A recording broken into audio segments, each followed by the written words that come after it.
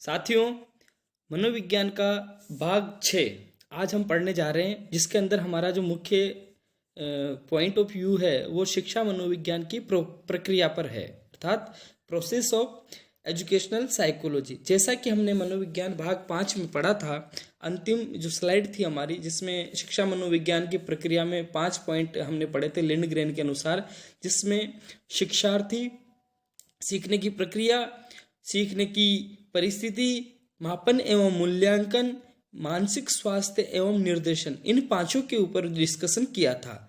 उन्हीं से संबंधित चीजें हम आगे एक्सप्लेनेशन के साथ सीखते हैं। चलो दोस्तों, शुरू करते हैं आज का हमारा भाग 6 मनोविज्ञान का। सबसे पहला टॉपिक रहेगा आज हमारा शिक्षार्थी। दोस्तों, शिक्षार्थी जो लर्नर है, जिसे इंग्लिश में लर्नर बोलते हैं, उसके बारे में जो शिक्षा मनोविज्ञान क्या चीजें एक्सेप्ट करती है। वर्तमान समय में शिक्षा का नियोजन बालक के लिए एवं बालक के अनुसार किया जाता है, इसलिए बालक का स्थान सर्वोपरि है।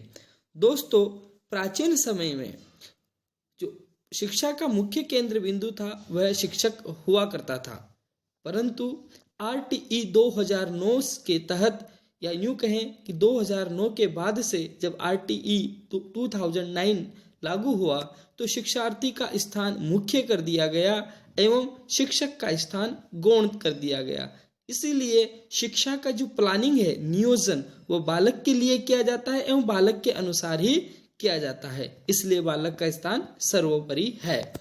सेकंड पॉइंट, शिक्षा मनोविज्ञान बालक को शिक्षा का केंद्र बिंदु मानती है। मैंने भी कहा कि शिक्षा मनोविज्ञान में शिक्षक इंपॉर्टेंट नहीं है दोस्तों, शिक्षार्थी बालक इंपॉर्टेंट है, जिसके चारों ओर शिक्षण प्रक्रिया चलती रहती है। शिक्षक के साथ ही बालक को भी शिक्षा मनोविज्ञान का ज्ञान होना जरूरी है। दोस्तों, इससे पिछले वाले भाग में हमने पढ़ा था कि शिक्षा मनोविज्ञान के शिक्षक के लिए क्या उपयोगिता है, शिक्षा मनोविज्ञान की बालक के लिए क्या उपयोगिता है, अर्थात शिक्षा मनोविज्ञान बालक के लिए भी बहुत ही इंपॉर्टेंट रोल प्ले करती है, इसलिए बालक को भी शिक्षा मनोविज्ञान का ज्ञान होना जरूरी है। बालक के संबंध में शिक्षा मनोविज्ञान की उपयोगिता हमने मनोविज्ञान भाग 5 जो लेक्चर था उसमें पढ़ चुके हैं, तो उसके बारे में हम यहाँ समय वेस्ट नहीं करेंगे। अगली बात करेंगे हमारे शिक्षक की। शिक्षक के लिए शिक्षा मनोविज्ञान का क्या रोल है। वैसे शिक्षा के लिए जो शिक्षा मनोविज्ञान का उपयोगिता है वो हमने पिछले लेक्चर में पढ़ ली थी, फिर भी हम कुछ चीजें हैं उनसे जुड़ी हुई वह पढ़ते हैं। शिक्षक को शिक्षण कार्य संपन्न कराने की मुख्य दूरी माना जाता है। शिक्षक को शिक्षण कार्य को संपन्न कराने की मुख्य दूरी माना जाता है। ये चीज ध्यान रखना दोस्तों, शिक्षण कार्य को संपन्न कराने की मुख्य दूरी किसे माना जाता है, शिक्षक को। यह line as it is exam में आ चुकी है। प्राचीन समय में शिक्षक को अपने विषय का संपूर्ण ज्ञान होता था। सभी को पता है कि पहले जो ऋषि मुनि होते थे वो आचार्य विद्वान हुआ करते थे, परंतु अपने ही सब्जेक्ट में। अब वर्तमान समय में क्या हुआ कि शिक्षक को अपने विषय का ज्ञान होना तो जरूरी ही है, साथ ही प्रॉपर तरीके से जो शिक्षण विधियां हैं, शिक्षण सिद्धांत है, बालक है, शिक्षण उद्देश्य हैं, शिक्षण सूत्र हैं, इन सभी का भी उचित ज्ञान होना आवश्यक है, तभी वह एक सफल शिक्षक बन पाता है। प्राचीन समय में शिक्षक को अपने विषय का संपूर्ण ज्ञान होता था, परंतु वर्तमान समय में एक सफल शिक्षक को अपने विषय के ज्ञान के साथ ही बालक का स्वयं का शिक्षण विधियों, शिक्षण सूत्रों, शिक्षण उद्देश्यों का ज्ञान होना भी आवश्यक है। अर्थात एक सफल शिक्षक के लिए इन सभी मापदंडों को पूरा करना नेसेसरी है। फ्रोबेल के अनुसार शिक्षक बाल उद्यान का कुशल माली है। ये जो फ्रोबेल की परिभाषा है दोस्तों, यह ऑलरेडी एग्जाम में पूछी जा चुकी है। शिक्षक बाल उद्यान का कुशल माली है, यह किसने कहा, फ्रोबेल ने कहा। शिक्षक को बालक के प्रति सहानुभूति व समदर्शी होना चाहिए। ये चीजें ध्यान रखना दोस्तों, शिक्षक को बालक के प्रति प्रेम दिखाना चाहिए, सहानुभूति दिखाना चाहिए तथा समदर्शी होना चाहिए।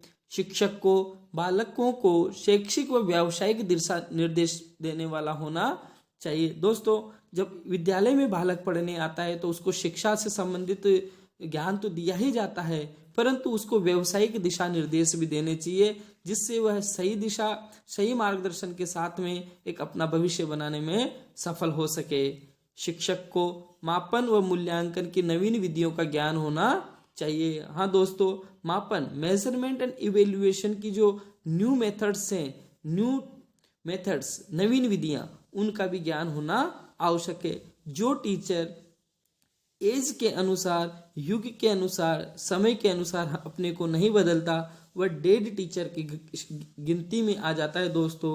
अर्थात वह बालक को सही ज्ञान, सही मार्गदर्शन नहीं कर सकता है। और शिक्षक के लिए जो शिक्षा मनोविज्ञान की उपयोगिता है वह हमने पिछले लेक्चर भाग 5 में पढ़ ली थी। अब हम बात करेंगे दोस्तों शिक्षण अधिगम प्रक्रिया, बहुत इंपॉर्टेंट है। शिक्षार्थी, शिक्षक और शिक्षण अधिगम प्रक्रिया, ये 3 त्रिआयामी बिंदु बहुत ही इंपॉर्टेंट है दोस्तों, ध्यान रखना। टीचिंग लर्निंग प्रोसेस, शिक्षण को एक सामाजिक प्रक्रिया माना गया है दोस्तों। शिक्षण को एक सामाजिक प्रक्रिया माना गया है, अर्थात शिक्षण व्यक्ति अकेला नहीं कर सकता, कम से भी कम 2 व्यक्ति होना आवश्यक है, एक शिक्षा देने वाला और एक शिक्षा ग्रहण करने वाला। अर्थात जहां 2 व्यक्तियों की बात आ जाती है, समझ लीजिए समाज की बात आ जाती है। अर्थात शिक्षण एक सामाजिक प्रक्रिया है, शिक्षण एक त्रिआयामी प्रक्रिया है। अभी हमने बात की थी दोस्तों कि शिक्षा जो है, शिक्षा में शिक्षक और शिक्षार्थी बहुत महत्वपूर्ण होते हैं, जिसमें शिक्षक और छात्र पाठ्यक्रम के माध्यम से अपने स्वरूप को प्राप्त करते हैं। अर्थात जो त्रिआयामी प्रक्रिया है जिसमें शिक्षक, छात्र और पाठ्यक्रम को सम्मिलित किया गया है।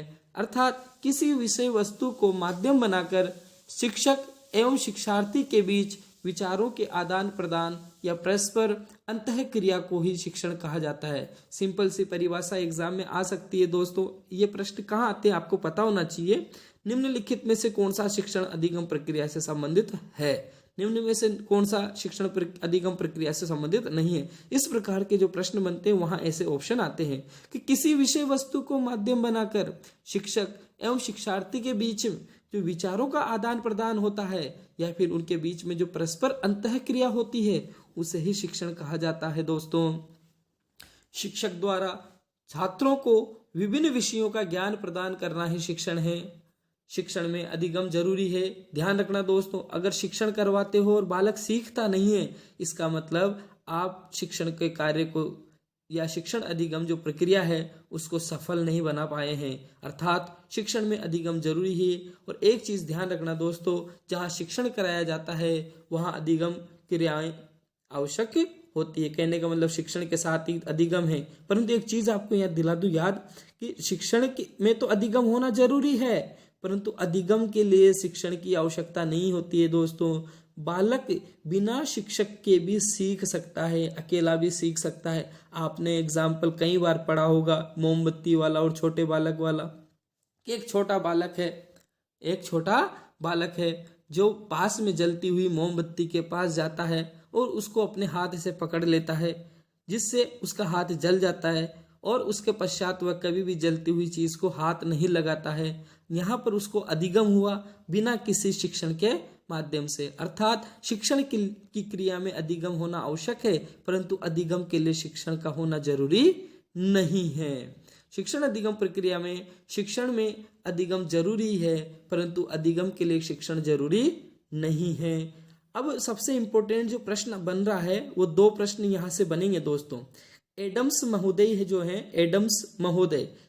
महोदय शिक्षण को द्विमुखी प्रक्रिया मानते हैं। एडम्स महोदय शिक्षण को द्विमुखी प्रक्रिया मानते हैं, जिसमें शिक्षक एवं शिक्षार्थी दोनों को सम्मिलित करते हैं। दोस्तों ध्यान रखना, शिक्षण की द्विमुखी प्रक्रिया किसने कहा? एडम्स महोदय ने। किस किस को सम्मिलित किया?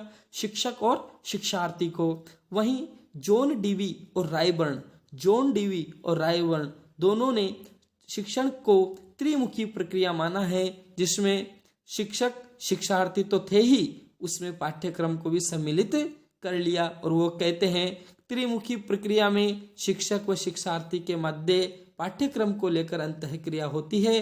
अतः शिक्षण प्रक्रिया के 3 मुख्य अंग हैं, शिक्षक, शिक्षार्थी, पाठ्यक्रम। ध्यान रखना दोस्तों, एडम्स महोदय द्विमुखी शिक्षक और शिक्षार्थी, जबकि जॉन डीवी एवं रायबर्न त्रिआयामी या त्रिमुखी शिक्षक, शिक्षार्थी और पाठ्यक्रम। अब आगे बढ़ते हैं और शिक्षण के संबंध में बात करते हैं। दोस्तों, शिक्षण का जो परिभाषा है तो हमने पढ़ी हल्की, लेकिन हम शिक्षण के 2 अर्थ, संकुचित अर्थ और व्यापक अर्थ, इन दोनों के बारे में भी चर्चा कर लेते हैं। संकुचित अर्थ का मतलब मैं आपको सिंपल भाषा में समझा देता हूं दोस्तों, कि एक नियंत्रण में एक निश्चित स्थान, निश्चित समय में या निश्चित पाठ्यक्रम जो पढ़ा करके शिक्षा दी जाती है, उसे संकुचित शिक्षण कहा जाता है। दोस्तों, शिक्षा के संकुचित अर्थ में औपचारिक शिक्षा आती है। औपचारिक शिक्षा मतलब जहां विद्यालय की बात होगी, जिसमें निश्चित स्थान होगा। निश्चित स्थान का मतलब विद्यालय, विश्वविद्यालय, महाविद्यालय। निश्चित समय मतलब जैसे हमने स्कूल का टाइम रखा है 10 बजे से 4 बजे तक, समझ रहे हो।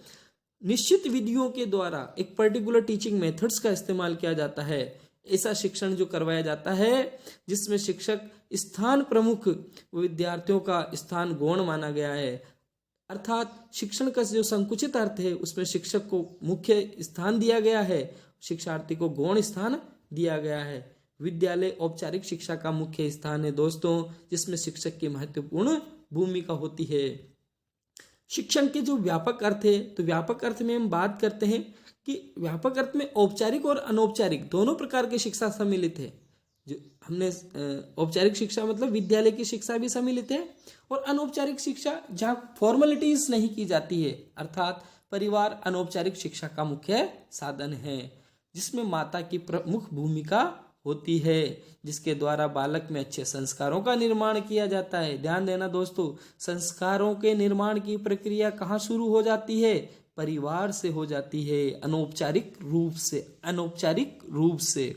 फ्रोबेल के अनुसार माताएं आदर्श अध्यापिकाएं होती है तथा परिवार द्वारा दी जाने वाली अनौपचारिक शिक्षा महत्वपूर्ण व प्रभावशाली होती है। ये प्रश्न एग्जाम में आ चुका है 2015 वाली जो फर्स्ट ग्रेड थी उसमें, कि माताएं आदर्श अध्यापिकाएं होती है, परिवार द्वारा दी जाने वाली अनौपचारिक शिक्षा महत्वपूर्ण व प्रभावशाली होती है। कथन किसका है? फ्रोबेल महोदय का। शिक्षक बाल उद्यान का कुशल माली किसका कथन है? फ्रोबेल का। अब हम बात करते हैं वेरी इंपॉर्टेंट टॉपिक, 99% यहाँ से प्रश्न आने की पूरी संभावना है दोस्तों। शिक्षण की कुछ परिभाषाएं हैं, बहुत इंपॉर्टेंट है, एग्जाम में बार बार घूमती रहती है। पहली परिभाषा है B.O. स्मिथ के अनुसार। B.O. स्मिथ के अनुसार शिक्षण क्रियाओं की एक विधि है, शिक्षण क्रियाओं की एक विधि है जो सीखने की उत्सुकता जागृत करती है। ध्यान देना दोस्तों, शिक्षण क्रियाओं की एक विधि है जो सीखने की उत्सुकता जागृत करती है। B.O. स्मिथ कहते हैं सीखने की उत्सुकता जागृत करती है। अब याद कैसे रखें, ट्रिक ध्यान रखना। अगर कोई स्टूडेंट क्रिकेट का शौकीन है और स्टीव स्मिथ ऑस्ट्रेलियन टीम का खिलाड़ी है, प्लेयर है स्टीव स्मिथ, तो स्मिथ हमेशा सीखने के लिए उत्सुक रहता है,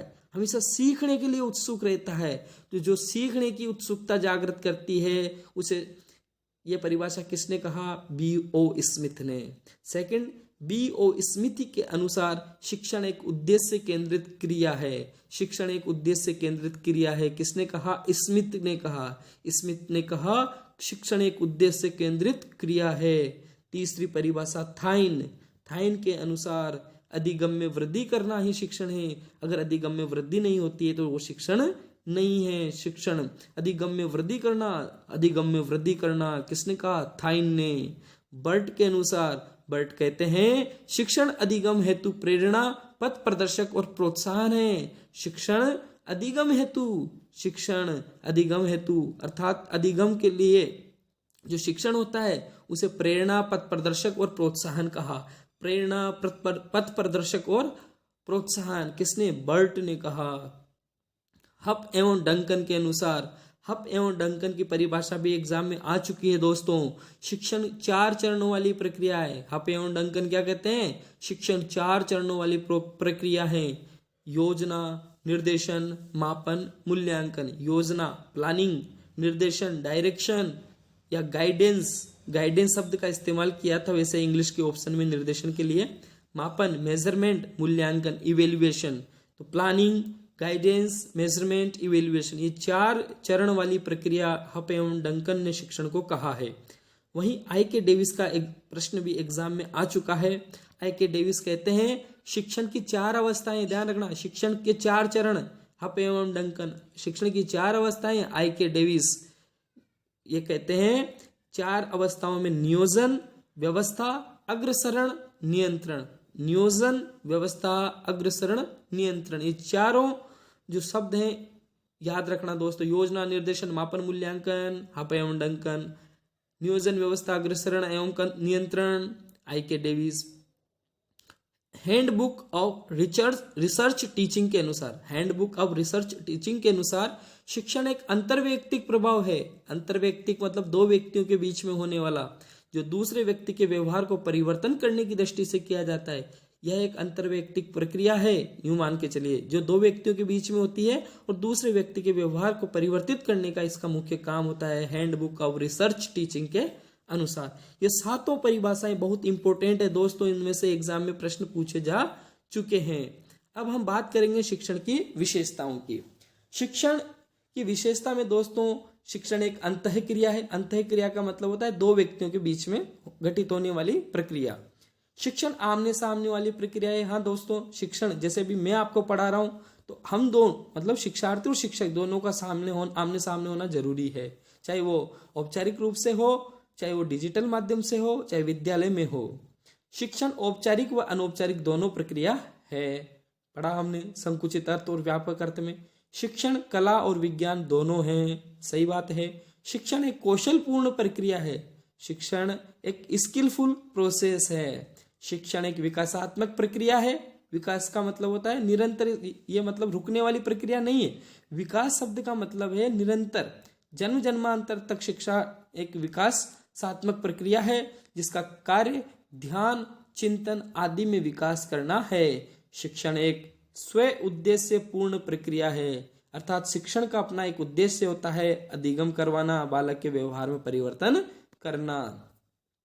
शिक्षण एक पथ प्रदर्शन है। हाँ दोस्तों, शिक्षण एक पथ प्रदर्शन का काम करता है। शिक्षण वातावरण में समायोजित होने की योग्यता उत्पन्न करता है। शिक्षण वातावरण में समायोजित होने की योग्यता उत्पन्न करता है। शिक्षण एक प्रेरणा व तार्किक क्रिया है। शिक्षा एक प्रेरणा व तार्किक क्रिया है।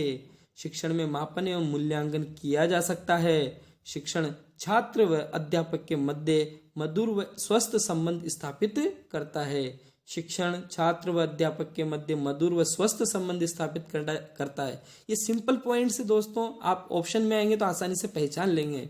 शिक्षण का मुख्य उद्देश्य अधिगम को प्रभावित करना, ये चीज ध्यान रखना। शिक्षण का मुख्य उद्देश्य अधिगम को प्रभावित करना है। अब शिक्षण अधिगम प्रक्रिया को प्रभावित करने वाले कारक कौन कौन से हैं दोस्तों? तो शिक्षण अधिगम जो प्रक्रिया है उसको प्रभावित करने वाले कारकों की जब हम बात करेंगे तो सबसे पहला कारक आ जाता है शिक्षण उद्देश्य। शिक्षण उद्देश्य मतलब शिक्षण अधिगम प्रक्रिया के नींव के पत्थर माने जाते हैं। ये प्रश्न आ चुका है दोस्तों। शिक्षण अधिगम प्रक्रिया के नींव के पत्थर, foundation stone of teaching learning process, अर्थात किसे कहा है? शिक्षण उद्देश्य को। कक्षा कक्ष की संवेगात्मक स्थिति का मतलब होता है जो बालक और शिक्षक होता है उन दोनों के बीच में जो इमोशनल अटैचमेंट होता है, जो विश्वास होता है, उसी के माध्यम से शिक्षण और अधिगम प्रक्रिया प्रभावी होती है। अगर किसी बालक के मन में, हृदय में किसी शिक्षक के प्रति अगर विरोध भाव आ जाता है तो फिर वो शिक्षक उसे कभी शिक्षण कार्य नहीं करवा पाएगा, अर्थात संवेगात्मक स्थिति पॉजिटिव होना जरूरी है। मनोवैज्ञानिक वातावरण भी कक्षा कक्ष में होना आवश्यक है। भौतिक संसाधन व शिक्षण सामग्री, ध्यान देना दोस्तों, अगर जैसे कोई विद्यालय है जहाँ कक्षा 10 तक चलता है, संचालित है, लेकिन 3 कमरे हैं तो भौतिक संसाधन अवेलेबल नहीं है, ब्लैक बोर्ड की कमी है मान लो, तो सीधी सी बात है जो भौतिक संसाधन अगर अवेलेबल सही नहीं है तो वहाँ हम अच्छी प्रकार से शिक्षा उपलब्ध नहीं करवा पाएंगे। शिक्षण सामग्रियों का भी होंगे तो हम उचित तरीके से शिक्षण कार्य करवा पाएंगे। अध्यापक का व्यक्तित्व और कुशलता। हाँ दोस्तों, यदि कोई नेगेटिव पर्सनालिटी वाला टीचर होगा तो उस टीचर को भी स्टूडेंट्स पसंद नहीं करेंगे। एवं एक कुशल अध्यापक का होना, एक प्रशिक्षक जिसे हम कहेंगे ट्रेंड टीचर का होना भी आवश्यक है। अगर एक कुशल अध्यापक नहीं होगा तो बालक का भविष्य खराब कर देगा। एक कुशल अध्यापक कौन होता है? तो एक अपने विषय का ज्ञाता होना चाहिए। सबसे पहली बात तो एक कुशल अध्यापक का मतलब है अपने विषय का ज्ञाता होना चाहिए। दूसरी बात, विद्यार्थियों की समस्याओं को समझना एवं उनका समाधान करने में रुचि लेने वाला होना चाहिए। मतलब विद्यार्थी की समस्याओं को समझ गया, साथ ही उनका समाधान करने में भी रुचि लेना चाहिए। शिक्षक को प्रेरणा स्रोत होना चाहिए। ध्यान देना दोस्तों, जो बालक होता है, बालक के लिए शिक्षक एक मोटिवेशन होता है, एक मॉडल होता है, एक आदर्श होता है। इसलिए शिक्षक को अपना व्यक्तित्व पॉजिटिव रखना चाहिए, एक प्रेरणा स्रोत बन करके होना चाहिए। विषय वस्तु प्रस्तुतिकरण में कुशल होना चाहिए। जो प्रेजेंटेशन शिक्षक की रहती है उसी के अनुसार एक विद्यार्थी सीखता है। अगर प्रस्तुतिकरण प्रेजेंटेशन सही नहीं होगा तो बालक निरस हो जाएगा। एक अच्छा पथ प्रदर्शक, चरित्रवान व प्रेरणा स्रोत शिक्षक का होना भी आवश्यक है। उत्तम शिक्षण होना चाहिए जिससे बालक के व्यवहार में परिवर्तन हो सके। शिक्षण सूत्र, सिद्धांत, शिक्षण सिद्धांत और शिक्षण विधियों का पूर्ण ज्ञान भी शिक्षक को होना चाहिए। अब शिक्षण सिद्धांतों की बात करते हैं, यहां से भी हर एग्जाम में प्रश्न आता है। निश्चित उद्देश्यों का सिद्धांत, इनको एज इट इज याद करना है दोस्तों। निश्चित उद्देश्य मतलब शिक्षण का एक निश्चित उद्देश्य है अधिगम करवाना। उपयोगी विषय वस्तु के चयन का सिद्धांत, ऐसी अनर्गल विषय वस्तु नहीं पढ़ाई जा सकती, वहां उनके लिए एक सेलेक्टिव विषय वस्तु होती है, इसलिए उपयोगी विषय वस्तु का चयन। नियोजन का सिद्धांत अर्थात प्लानिंग के साथ में शिक्षण होना। अभिप्रेरणा का सिद्धांत, मोटिवेशन के साथ में शिक्षण कार्य होना। अभिरुचि, यहाँ माफ करना, अभिरुच नहीं है, अभिरुचि या रुचि। अभिरुचि का सिद्धांत कहने का मतलब है बालक की जो रुचि है उसी के अनुसार उसके शिक्षण कार्य करवाना। क्रमबद्धता का सिद्धांत, एक सीक्वेंस वे में, एक सिस्टमेटिक तरीके से बालक को शिक्षण कार्य करवाना। क्रियाशीलता का सिद्धांत अर्थात बालक और शिक्षक के बीच में एक्टिव होना आवश्यक है। उपयोगिता का सिद्धांत, जो शिक्षण कार्य करवाया जा रहा है, जो शिक्षण सामग्री पढ़ाई जा रही है, क्या वह उपयोगी है या नहीं, यह भी होना आवश्यक है। व्यक्तिगत विभिन्नता का सिद्धांत अर्थात सभी बालकों को, जैसे सामान्य बालक, असामान्य बालक, जो मंद बुद्धि बालक, मूढ़ बुद्धि बालक, एवरेज बालक, तो सभी जो हाई आईक्यू वाले बालक, सभी प्रकार के बालकों का ज्ञान होने से उसी के अनुरूप शिक्षण सामग्री तैयार की जा सकती है। लोकतांत्रिक व्यवहार का सिद्धांत अर्थात कक्ष में जो शिक्षक होता है, जो शिक्षण कार्य करवाता है, वह लोकतांत्रिक व्यवहार में करवाना चाहिए। ऐसा नहीं कि किसी बालक ने कोई प्रश्न पूछा और उसको डांट करके बिठा दिया, उसको पीट दिया, नहीं, ऐसा नहीं होना चाहिए। सभी बालकों के लिए स्वतंत्रता होनी चाहिए। सभी बालक प्रश्न कर सकते हैं, बात समझ में नहीं आए तो पूछ सकते हैं, और सभी बालकों को एक साथ लेकर के शिक्षण कार्य होना चाहिए। जीवन से सह संबंधित करने का व स्पष्टता का सिद्धांत, अधिकार नहीं है दोस्तों, यह सिद्धांत है। जीवन से सह संबंध, शिक्षक जो है अपने जीवन से या किसी भी आदर्श पुरुष के जीवन से, या जो भी महान पुरुष हुए हैं, जैसे गांधी जी है, स्वामी विवेकानंद हैं, तो ऐसे विद्वानों के जीवन से जोड़ करके बालकों के सामने उदाहरण प्रस्तुत करें, जिससे बालक आसानी से शिक्षण कार्य में रुचि ले सके। तो इस प्रकार निश्चित उद्देश्यों का सिद्धांत, उपयोगी विषय वस्तु के चयन का सिद्धांत, नियोजन का सिद्धांत, अभिप्रेरणा का सिद्धांत, अभिरुचि का सिद्धांत, क्रमबद्धता का सिद्धांत, क्रियाशीलता का सिद्धांत, उपयोगिता का सिद्धांत, व्यक्तिगत विभिन्नता का सिद्धांत, लोकतांत्रिक व्यवहार का सिद्धांत, जीवन से संबंधित करने का स्पष्टता का सिद्धांत, ये दोस्तों शिक्षण के सिद्धांत हैं। अब यह आज की हमारी अंतिम स्लाइड होगी, जिसमें शिक्षण अधिगम व विद्यालय की प्रभावशीलता में शिक्षा मनोविज्ञान का कितना योगदान है। तो दोस्तों शिक्षण अधिगम प्रक्रिया और विद्यालय की जो प्रभावशीलता है उसमें शिक्षा मनोविज्ञान का 100% योगदान होता है, जिसमें सबसे पहला जो पॉइंट है वो बहुत महत्वपूर्ण है दोस्तों। शिक्षण उद्देश्यों की प्राप्ति में सहायक, शिक्षा मनोविज्ञान जो हमारे शिक्षण का जो उद्देश्य है उसको प्राप्त करवाने में पूर्ण रूप से सहायक की भूमिका निभाती है। शिक्षण उद्देश्यों का निर्धारण शिक्षा दर्शन की सहायता से किया जाता है। यह प्रश्न आ चुका है दोस्तों कि जो शिक्षण उद्देश्य होते हैं, शिक्षण उद्देश्यों का निर्धारण कहाँ से किया जाता है, तो शिक्षा दर्शन की सहायता से। शिक्षा मनोविज्ञान यह जानने का प्रयास करता है, अब देखो शिक्षण उद्देश्य को तो निर्धारित कौन करेगा, शिक्षा दर्शन। अब शिक्षा मनोविज्ञान का क्या कार्य है, तो यह जानने का प्रयास करता है जो शिक्षण उद्देश्य की प्राप्ति हुई है या नहीं, मतलब जो शिक्षण उद्देश्य है, मतलब बालक के व्यवहार में परिवर्तन हुआ है या नहीं, अधिगम हुआ है या नहीं, या फिर बालक के व्यवहार में परिवर्तन हुआ है या नहीं, जानने का प्रयास करता है। दूसरी बात, उचित शिक्षण विधियों में उचित शिक्षण विधियों के प्रयोग में सहायक। जो विभिन्न प्रकार की जो शिक्षण विधियां होती है दोस्तों, तो जैसे प्राचीन समय की बात करें तो एक लेक्चर मेथड, व्याख्यान विधि का प्रयोग किया जाता था, जिसमें बालक नीरस हो जाता था। परंतु वर्तमान समय में अनेक प्रकार की शिक्षण विधियों का प्रयोग करते हुए शिक्षण अधिगम प्रक्रिया को रुचिकर बना करके शिक्षा मनोविज्ञान अपना योगदान देती है। तीसरा पॉइंट दोस्तों, समय सारणी के निर्माण में भी शिक्षा मनोविज्ञान सहायक है। हाँ दोस्तों, समय सारणी का मतलब है जैसे विद्यालय में 8 पीरियड आते हैं, तो जो कठिन विषय होते हैं उनको कौन से पीरियड में रखना चाहिए।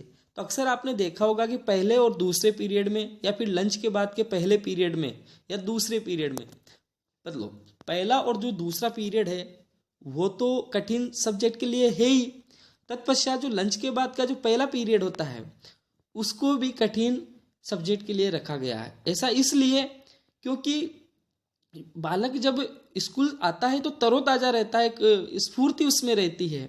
कई जगह पर आपको यहाँ पर दूसरा और तीसरा पीरियड भी मिल सकता है, लेकिन एग्जाम में प्रश्न पूछा जा चुका है जहाँ पर पहला और दूसरा पीरियड कठिन सब्जेक्ट के लिए और लंच के बाद का पहला पीरियड कठिन शब्द के लिए रखा जाना चाहिए, ऐसा आंसर माना गया था। पाठ्य सहगामी क्रियाओं पर भी बल दिया गया है। पाठ्य सहगामी क्रियाओं पर बल इसलिए दिया जाता है दोस्तों क्योंकि शिक्षण का जो मुख्य उद्देश्य होता है वो बालक का सर्वांगीण विकास करना होता है। तो शिक्षा मनोविज्ञान पाठ्य सहगामी क्रियाओं पर भी बल देती है। शिक्षक शिक्षार्थी संबंध, तो दोस्तों जो शिक्षक शिक्षार्थी संबंध है वह एक सम्मानीय संबंध होता है, क्योंकि जो शिक्षक होता है उसे बालक का पथ प्रदर्शक, मार्गदर्शक और एक मित्र के भांति रहना चाहिए। तो इस प्रकार से जो शिक्षा मनोविज्ञान है उसका शिक्षण अधिगम व विद्यालय की प्रभावशीलता में भी योगदान होता है। तो इस प्रकार दोस्तों आज हमने शिक्षा मनोविज्ञान का बहुत ही महत्वपूर्ण हिस्सा शिक्षक, शिक्षार्थी, शिक्षण अधिगम प्रक्रिया, शिक्षण उद्देश्य, कई सारे पॉइंट्स हमने पढ़े हैं और यहाँ से 99% एग्जाम में क्वेश्चन जरूर बनता है। आई होप दोस्तों मेरे द्वारा पढ़ाया गया संपूर्ण लेक्चर आपको समझ में आया होगा और मैं जहाँ तक मानता हूँ आपको आया होगा, अगर आप ईमानदारी पूर्वक तैयारी कर रहे हैं तो। एक और चीज़, आप चाहें तो इनके अच्छे से नोट्स बना सकते हैं, आप चाहें तो स्क्रीनशॉट ले सकते हैं। दोस्तों बस जुट जाइए, वैकेंसी बहुत जल्द आ चुकी है, आने ही वाली है। बस अपना जो दमखम है वो लगा करके अपने जीवन को सफल बनाइए, अपने माता पिता के सपनों को पूरा कीजिए। आज के लिए बस इतना ही, इंतजार करना होगा अगले लेक्चर का। 24 घंटे के बाद आपको भाग 7 मनोविज्ञान का मिल जाएगा। तब तक के लिए अलविदा। Thank you very much.